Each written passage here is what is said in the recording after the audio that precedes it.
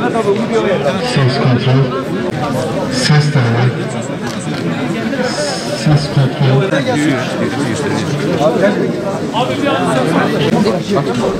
Alan dışında bekleyen savuncu arkadaşlarımızın hoş geldisine davet ediyorum.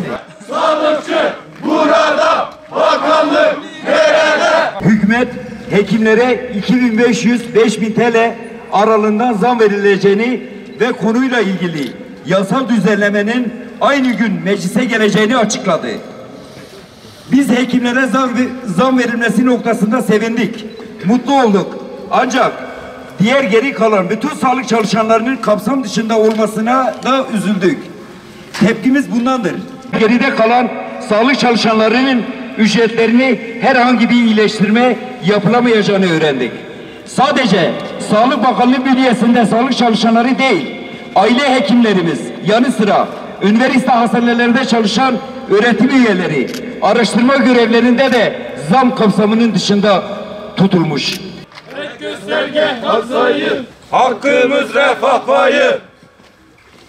Hekim harici yüz binlerce sağlık çalışanının övey evlat görülmesine, yok sayılmasına, emeklerinin hor görülmesine karşıyız.